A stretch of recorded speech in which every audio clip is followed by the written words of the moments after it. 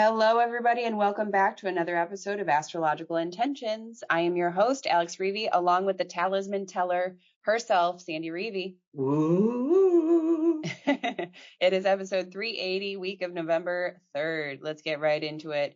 In the transit, starting off with Monday, November 3rd, Sandy's favorite day, Mars trine Neptune retrograde. Inspiration. Tuesday, November 4th, Sandy's conflict day, Mars ingress Sagittarius. Explore. And Mars opposing Uranus retrograde. Whoops, snap. Wednesday the 5th, full moon in Taurus. Find your earth shoes. And Thursday the 6th, Mars sextile Pluto. Call to serve. And Venus ingress Scorpio. Trust its process. Friday the 7th, Uranus retrograde into Taurus. Review your values. And Venus square Pluto. Don't be part of it. And Sunday the 9th, we end the week with Mercury stations retrograde. Is it a delay or a cancellation? Then in Talisman times, we're going over 1862 to create a cosmic dialogue and to redefine truth. On the horizon, we have our Talisman Trunk Show coming up this Wednesday. Don't miss it. And also our Egypt retreat. Then in our house, Sandy and I are going to be sharing our Halloween festivities and stories. So stay tuned for this episode of Astrological Intentions. I say go do you. Now travel far, share your stories and earn your scars. It's you. Say you are the one you will answer to when this life is done. Don't waste a minute, jump in the river. Wash yourself clean so you can deliver you. The story of you. Hello, Talisman Teller.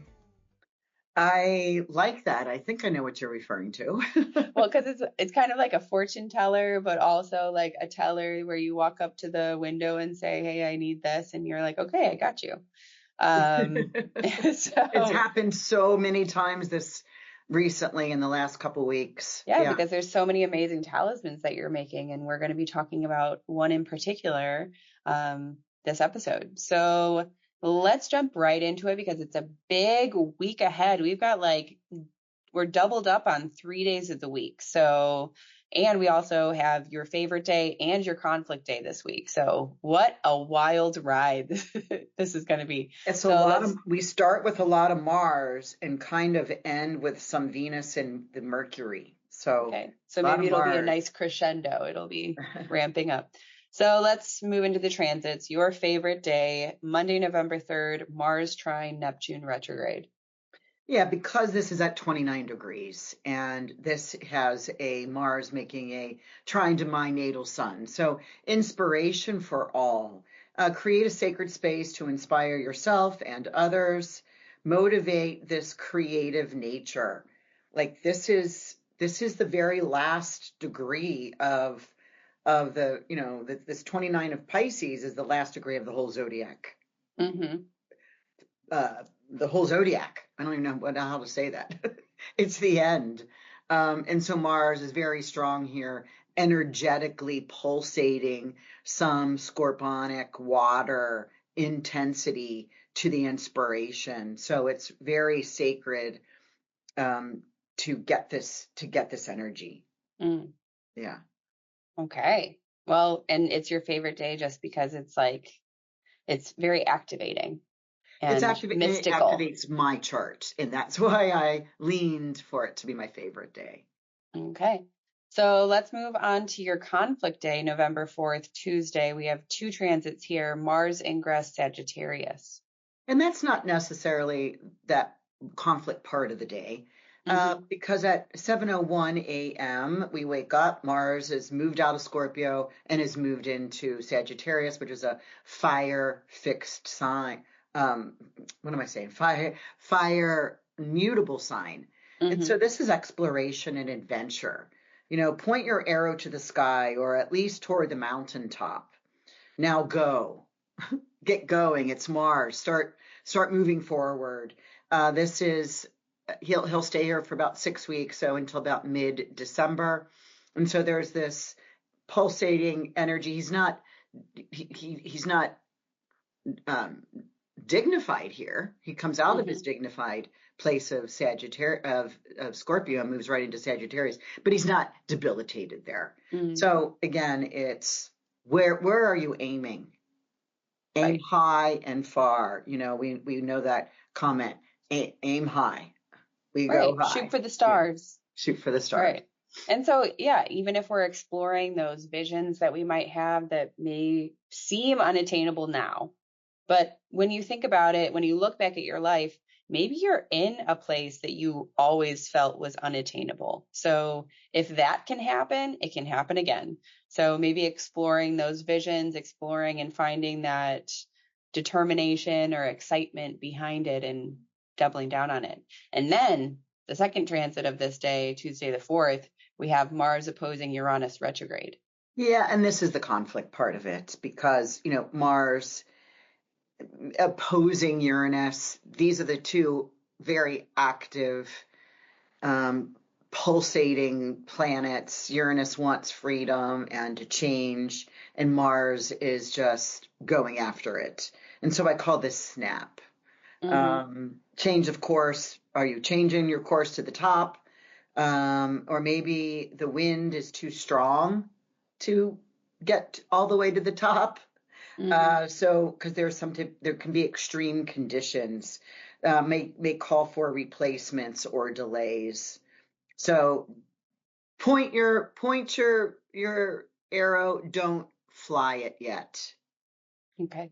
Don't fly it yet, because it's going to get caught up into some extreme weather Wind. pattern, Right. wind, or it's going to get caught in a fan. Struck down by lightning, that You know, Uranus. it's one of those paper planes that just go, "Rah," right?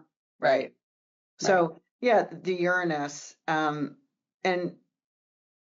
you know, just really interesting because I called it snap, which is really interesting that, I mean, I named it this a year ago, and we are all about right now the situation with 42 million people not getting their SNAP benefits. SNAP, right. And so I'm wondering if that might be a change of pace, Tuesday or Wednesday as this is coming in. But it makes sense that, did I mean to call it the food situation, or did I just say that there is a change of course? Right. So. All right. So let's move on to Wednesday, November 5th, where we have a full moon in Taurus, 13 degrees to be exact. Yeah. And actually, I personally like this full moon because it sits on my Venus. So at 13 degrees of Taurus, which is Venus ruled. Now, this is at 7:19 a.m. So first thing in the morning, and we will know that the sun is up here and the moon will be just setting. So the sun's just coming up and the moon is just setting. So it is something to get outside. You can get outside and see. So find your earth shoes. This is earth. Stand solid with them on the earth. Feel all the gratitude, then celebrate your life, right? It's the sun is in Scorpio, making that opposition to the moon in Taurus. And both Mars, the ruler of the sun, Scorpio, is adverse because it just moved out of Scorpio and into Sagittarius. So the sun does not see its ruler. But then when we go and talk about the moon in Taurus is ruled by Venus, and Venus is averse the sign of Taurus. So she's in Libra, but she's way better suited, or I should say dressed, than the Mars is. So I really feel it's going to be a really kind of an emotional period where you feel gratitude and you can celebrate all the things you do have in this life. Right. And that's where the earth shoes come in, is like really plant your feet where you're at, be present. And Taurus is the mastermind of being in the present moment and understanding the quality of the moment. So even if you look around and you name some things around you in the room, and you can really take a couple deep breaths and not have to think, you just need to be. Taurus loves that. So let's move on to Thursday, November 6th. We have two transits again, where it's a second doubled day, with starting out the day with Mars sextile Pluto. Right. So Pluto's direct now, even though he's not moved off of his 1 degree. This is at 9 in the morning-ish, and we had called to serve. Now we want to help society. There's simple things can turn, just an easy lean to either side of supporting in just a smile, or supporting with a handout or a hand. One is tangible, the hand, and the other one is just emotional, a smile.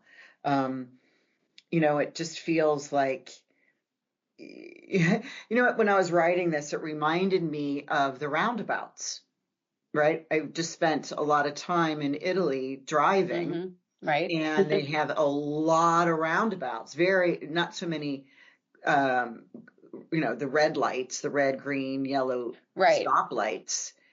They do the roundabouts, and it's kind of just like lean in, kind of merge without like having to stop or get stuck or feel like you have your momentum is paused for a moment. Just kind of makes me feel like you're going in a roundabout, you're merging with other people, and you're exiting at your appropriate circle. It just kind of reminds me of that. I like it. About moving into society at a regular pace. Yeah, I don't know. I just got that. And whether or not that's like a very minimal commitment, or is it volunteering? Is it helping in a community that you're a part of? But maybe feel and listen to that call to serve. How does that look for you? The second transit on Thursday, the 6th, is Venus ingress Scorpio. So she does not like Scorpio. Or maybe she secretly does. Just kidding. I call this trust the process. This happens right around 4:30 p.m. She's out of her Libra placement, which she really likes, as she is in domicile here, and she she shines. And immediately she goes into her detriment. And so she doesn't like this. So she is in a lesser of importance place. And so, don't fight it. Trust the process. Don't fight it. You have what you need, right? There's a difference between need and want. You have what you need. Right. Okay. Yeah. And that is, it's the answer of that feelings of lack is trust in the process. You are still on the path. There's nothing has changed. You can do it with whatever you have. I'm going to look up real quick, because while we were, I'm still listening to the music track of my retreat. I mean, I still listen to it every day. And there is one that is called, and I can't find it right now. It's called Trust the Process, but I wanted to tell you who it was. I'm looking it up now. Sorry, but it's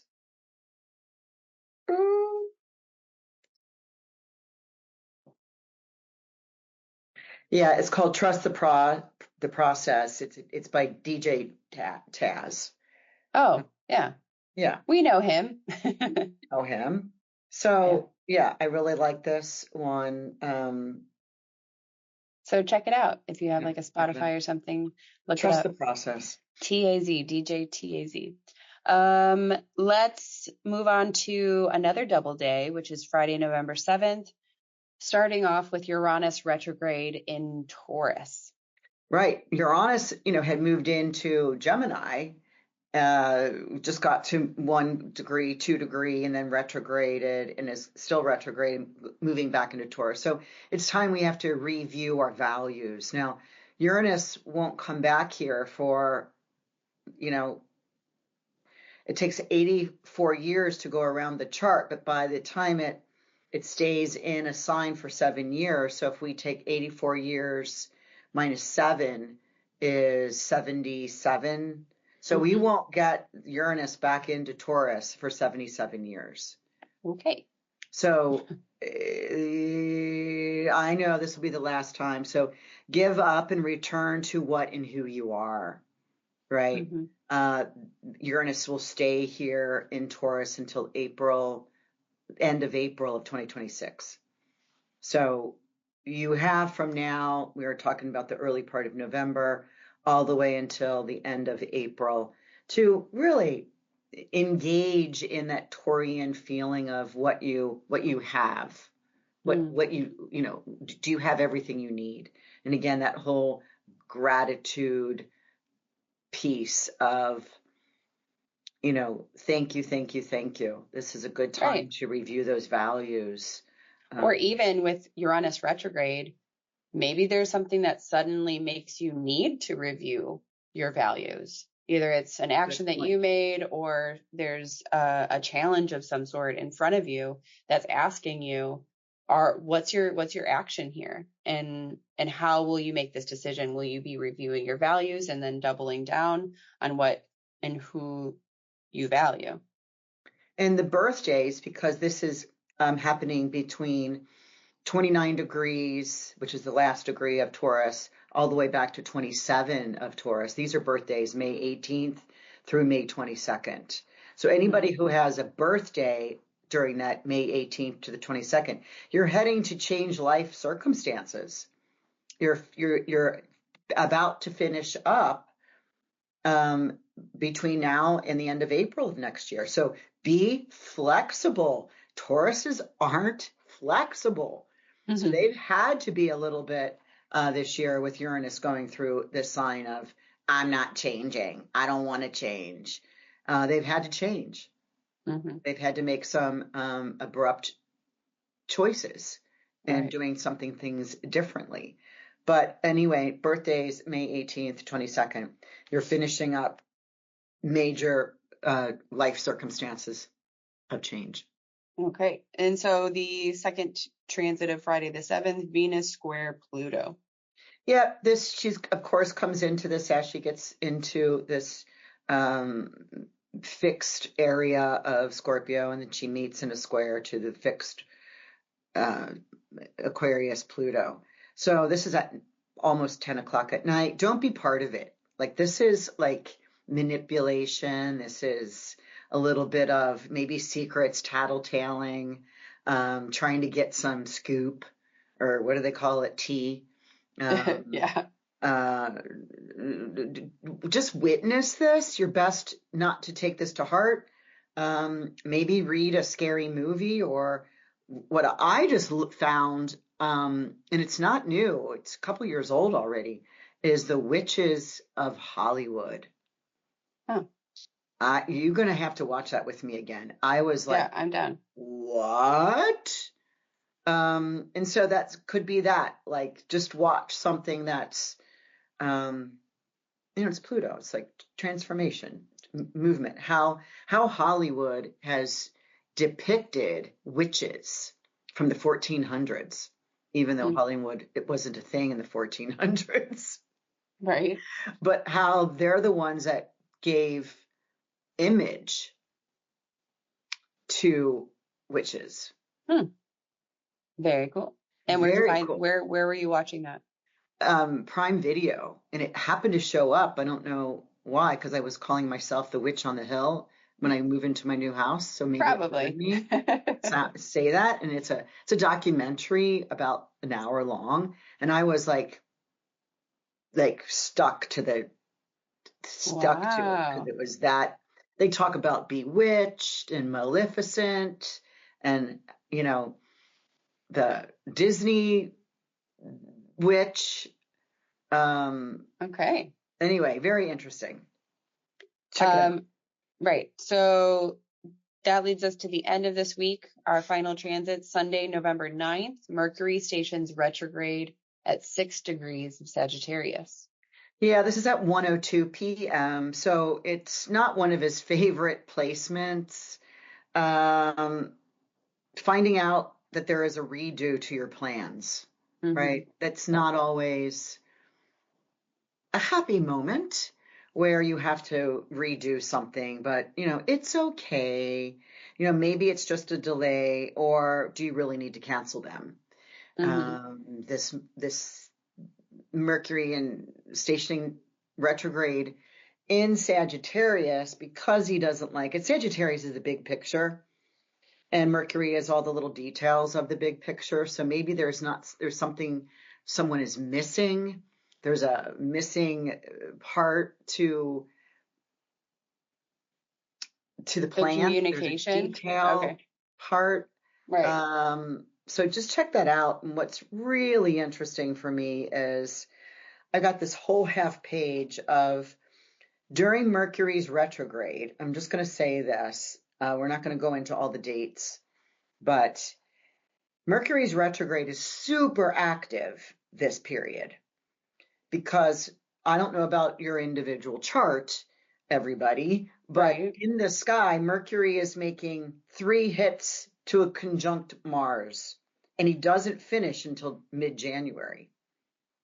Very interesting. Okay. We've got Mercury making 3 trines to Saturn. That could be lovely. All the way till the end of December. We've got Mercury making 3 oppositions to Uranus. So that doesn't end until mid-December. Got Mercury making 3 trines to Neptune. I kind of like that. That favors me. Mercury's also making 3 aspects to sextile Pluto. I mean, yeah, this is a very active retrograde.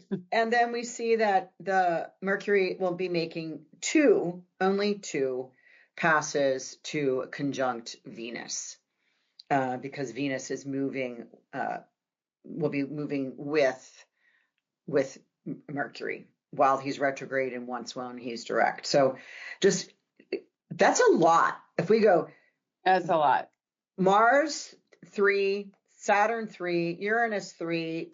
These are all the outer planets, plus the superior. It's only making Jupiter 1 time, because Jupiter's about to go retrograde here. So it's 3, 6, 9, 12, 15, 16, 17, 18. 18 passes Mercury's going to be making. It's a lot of action. So what communication, what kind of thinking, what is going on in your world or in our world of communication? What is being said is that it feels like this is like and forth. Right. It's not like an ending of our week. It's more of like a to be continued. Watch part 2. Yeah. Okay. All right. So let's move on to Talisman times. And before we do, don't forget that you can download the astrology guide and your own natal chart over at our website. So you'll see those links in the show notes. So for Talisman times, we're going to look at Talisman number 1862, going to be made Sunday, November 16th, to create a cosmic dialogue and to redefine truth. I am learning all the time how to express my wisdom from lived experiences. My soul's voice becomes clearer and clearer. Because we've got, and this is I'm not going to call it rare, but I'm going to call it uncommon time period in our life right now, which is why I'm doing a lot of talismans these days, is because Jupiter is trining Saturn. Wow. It doesn't, like, these are the 2 superior planets. Jupiter is the expansive one, and Saturn is the constricting one. And we got a very highly regarded Jupiter in the exaltation placement in Cancer. So we're talking about water, and Saturn is about to station direct in Pisces. So Pisces is ruled by Jupiter. So there's this reception here, just as Saturn is getting ready to come out of its sickbed, and Jupiter is going into a retrograde period. But this is the better period time, while Jupiter's not yet retrograde, but Saturn's coming out of retrograde. Very cool. So really, there's just this. It's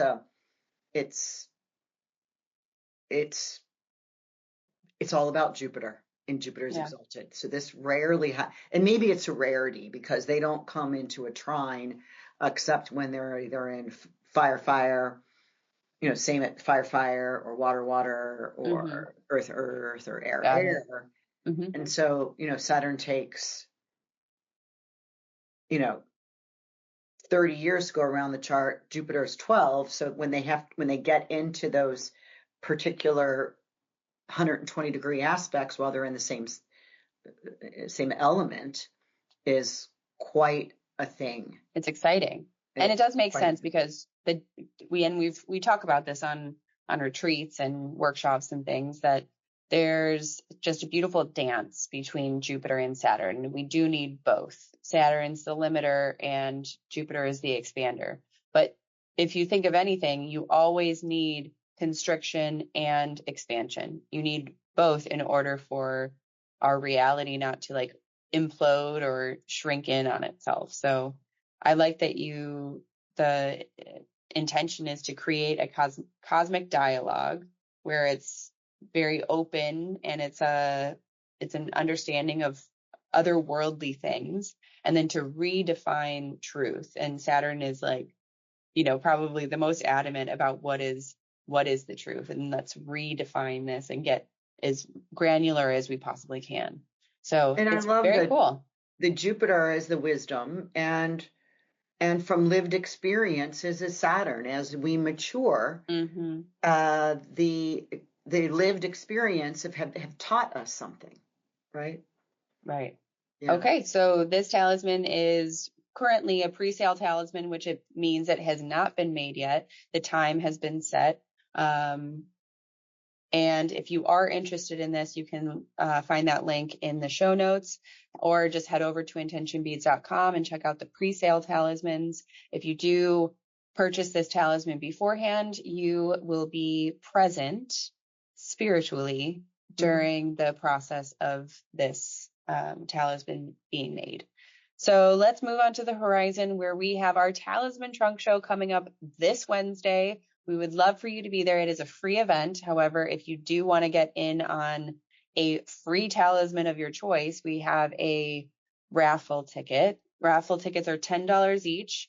However, with every $10 that you spend, you get a gift certificate for $10 in your email. So it is a win-win, and you can also win doing it. So it is a great experience and just a fun event to join in, because Sandy loves what she does, loves sharing and teaching. So if you are interested in learning anything about astrology, talismans, spirituality, join us, please. Let's also discuss quickly, if you're around September 2026 and you are feeling the call to the Egypt retreat, we are collecting more information all about this upcoming retreat. And if you just know that you have to be there, it doesn't matter what we're doing or when we're doing it. You can sign up today, and you can email me, alex@intentionbeads.com. Yeah, we've got people already heading their way. I've got one lady already making her reservations. Perfect. Tell us the dates again. The dates. Let me get to my dates. September 13th, which is a Sunday. It starts at dinner time, and you would have to start leaving the States on the 12th to get there on the 13th. And then we finish on the 28th. So it is a 15-day retreat. It's 5 days longer than what we did last time, because the girls thought that, and we crammed so much in to our first Egypt retreat. This time we will be doing similar things, of course, there's, temples and pyramids that we'll be going to again, and some new ones. And there's going to be more yo-yo time. Yeah, which is always nice. Yeah, time to catch up, go swimming. We're going to be there September, and then we're going to do an add-on. Anybody that wants to go to the Siwa, Siwa, which is one of the oases in the Sahara Desert. So it is a bit of a drive once we say goodbye and close our ceremony and close our retreat on the 28th. People will be heading to the airport to leave, and those that are staying an extra 4 nights are going with us to Siwa. Very cool. Can't wait to get some Siwa juice. Yeah. I'll keep that to myself right now, what that is, but I've tried to recreate it in my house. No can do. All right. So you gotta be there. And the feeling, if you've ever heard of a salt, we've heard of salt water, but this is salt water like floating. You're just in this, you go out to the salt mines and you find where the water has bubbled up, bubbled up in the land, and you just pull over and get in and you float. You just float. You don't dive in. You don't want to get the salt. It's quite concentrated. In your eyes. Yeah. You don't want to get it in your eyes. And then literally they have to have this big, huge jug of water that's in the back of their car. Because as soon as you get out, you have to be doused that this does not dry out your skin. Right. Wow. But it's so cool. We went every day. Yeah, that sounds wonderful. Yeah. So of course, if you are interested or you want more information, you can sign up, email alex@intentionbeads.com. We will be having our retreat page ready for you shortly. In our house, we have our Halloween recap, basically, because there was like one festivity in particular that was just, wow, special, sacred, heartfelt, and very committed. Oh, how about ghouly? Oh yeah, and maybe a little ghouly. So it was a special day, and we were able to do a small little intimate wedding ceremony on Halloween, which is, so crazy, kooky, cool, for a dear friend friends. They have been in our lives for about 15 years, and yet they've been together and committed for 18 years and not married. And so this was their wish, was to have a small, incredibly intimate wedding, and it happened to happen on Halloween. Well, she wanted it on Halloween. She goes, "It's my worst nightmare," or something like that. Which is why she hadn't been wanting to get married, has been asked by this wonderful gentleman for years. And she kept saying, nope, it's my worst nightmare. Nope, not my plan. And then suddenly she switches. Mm-hmm. And they dress up as a corpse bride and groom. Because she said it's my biggest nightmare, that I'm going to do it as my biggest nightmare. So it was really cute.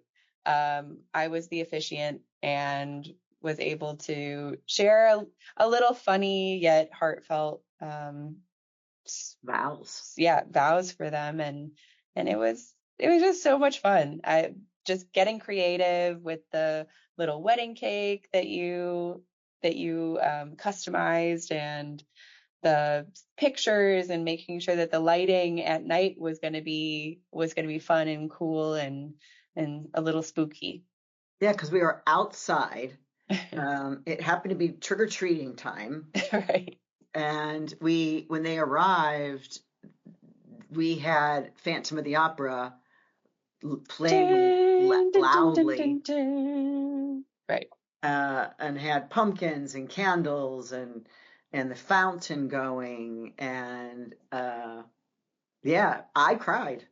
Oh yeah, you did. I started to, and then as the bride was walking down the little aisle, we set out She goes, "Are you crying? Don't cry." And I was like, "I'm not crying. I'm not crying. I Well, promise." you were a witch. You were dressed as a witch. Right. I had a witch's hat, and it was super cute. Yeah. And then So we did the cake, we did the dinner, we did a toast. yeah. It was fun. It was a little like impromptu wedding day for them. And that was just really nice because they will, instead of bypassing any of it and just going to City Hall and signing the papers, it was so wonderful just to have a little bit of a ceremony where they could be present and have a memory of their commitment together, no matter what it looked like, right? Like, it's not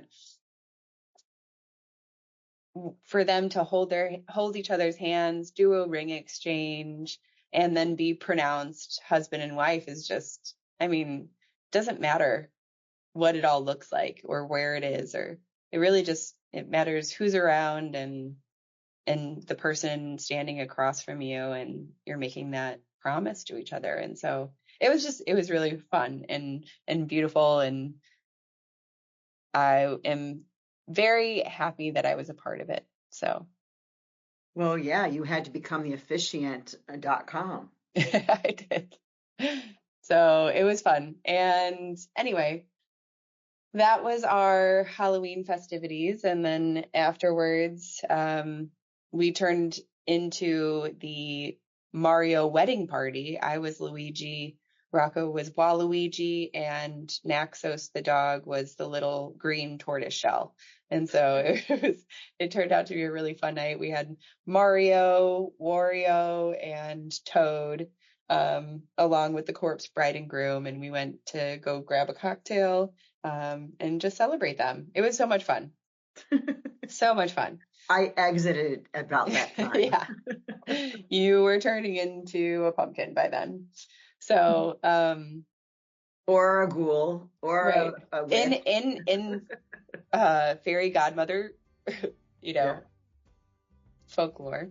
So anyway, thank you everybody for listening in to our crazy, kooky, and spooky podcast. We will talk to you all next week. Bye-bye. Bye everyone. Busy week. I say go do you. Now travel far, share your stories and earn your scars. It's you. Say you are the one you will answer to when this life is done. Don't waste a minute, jump in the river. Wash yourself clean so you can deliver you. The story of you, the story of you. The story of you, the story